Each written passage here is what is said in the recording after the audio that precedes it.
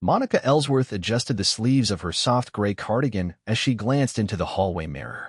At 42, the years had graced her face with gentle lines earned from 3 decades of nurturing children through their first steps in reading, multiplication, and empathy. She taught 3rd grade at Belridge Elementary, where her calm presence commanded respect without ever needing to raise her voice. Her blonde hair fell in a straight bob that rested just above her shoulders, and her eyes, a deep blue, reflected both warmth and determination. From his study, a low voice called out, "You sure you don't want me to come with you?" Monica smiled. "It's just a retirement gift for Carol. Something small from the staff. She's dedicated 30 years of her life to the school. She deserves something lovely." Her husband, Malcolm Ellsworth, emerged from behind his desk, tall and broad with a commanding presence that seemed to fill the room even in casual clothes. His salt and pepper hair was neatly combed, his eyes sharp from years of leading the city's police department as chief of police. Stacks of paperwork lay in disarray behind him, remnants of cases that refused to stay closed. "I just don't like you going to Murray's by yourself. That place has had a few too many complaints lately. Customers saying items vanished right after they left." "I'll be careful," Monica replied, touching his arm. "What's the worst that could happen to a schoolteacher buying a bracelet?" Malcolm didn't smile. The same officer responded to every one of those complaints. "Officer Brent Connolly. New transfer from Westgate Precinct. The one you said felt off?" Monica asked, adjusting her earrings. "Something's not right about him. That's why I'm headed there myself. Undercover. He doesn't know my face. I've been working from the North District office since he got transferred." Monica leaned in to kiss her husband gently on the cheek. "I'll be careful. And if I see you, I'll pretend I don't know who you are, Detective Ellsworth." Minutes later, Monica backed out of the driveway, humming softly along to the oldies station on the radio. The spring air was warm, the sky cloudless. For Monica, teaching was more than a job, it was her calling. Gestures like pooling money for a colleague's retirement gift reminded her that community extended far beyond the classroom walls. Murray's fine jewelry set nestled between boutique clothing stores and a French cafe in a quiet upscale plaza. Its pristine glass windows reflected the bright Arizona sun, and the interior was just as immaculate. Chandeliers, polished marble floors, and soft instrumental music played over hidden speakers. Monica checked her reflection one last time in the rearview mirror. A white blouse, gray cardigan, simple slacks, light makeup, nothing flashy. She stepped inside. The door closed softly behind her, sealing in the cool, fragrant air. Subtle scents of sandalwood and citrus wafted through the showroom. Monica approached a gleaming display of bracelets, drawn to the vibrant blues of sapphires glinting under the light. A man emerged from behind the counter. He was older, balding, his wire-rimmed glasses perched on a sharp nose. His name tag read Henry Murray, store manager. "Good afternoon," he said, his tone polite but clipped. "Hi," Monica said with a warm smile. "I'm looking for a retirement gift. Something with sapphires, maybe." Murray's eyes swept over her outfit with a practiced subtlety, lingering a second longer than necessary before nodding. "Of course. We have a few pieces in that category. This way." As he unlocked the sapphire case, Monica noticed another employee, a tall man in a black vest, organizing watches nearby. His posture was straight, alert. Something about him seemed familiar, but she quickly looked away, remembering Malcolm's warning. Murray withdrew a stunning bracelet, deep blue sapphires set in white gold, glimmering with understated elegance. "This is our finest. 14 sapphires, diamond accents, white gold," Murray said with a slight flourish.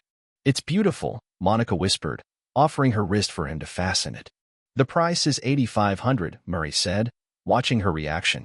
Monica blinked but didn't flinch. The staff had raised nearly $3,000. She couldn't afford this one. "Perhaps something simpler," she offered, gently. Murray's smile thinned. Of course, not everyone appreciates quality. His condescension wasn't lost on her, but she chose to remain gracious. As Murray retrieved less expensive options, the bell above the door chimed. A tall police officer walked in, scanning the store with narrowed eyes. He had close-cropped brown hair and the kind of bulk that seemed to absorb the room's attention. "Officer Connolly," Murray called out. "Just in time for your regular security check?" "Just keeping an eye on things," the officer said, glancing casually around until his gaze landed on Monica.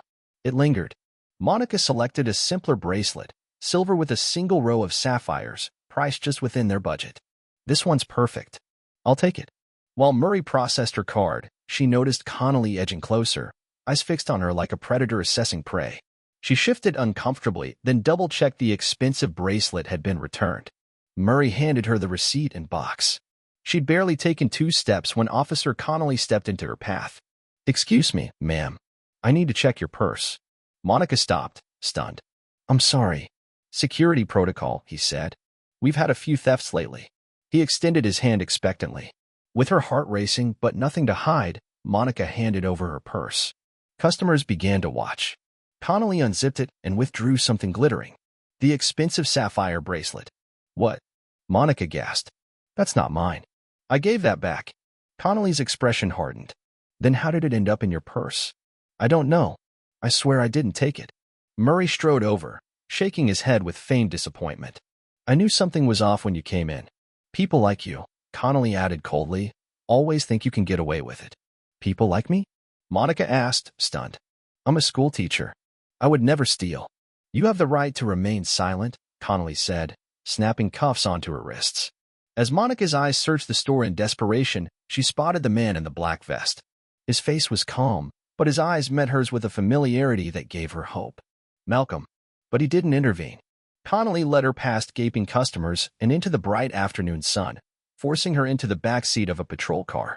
Through the tinted window, she watched Murray standing at the store's entrance, arms crossed, satisfied. This had all been rehearsed.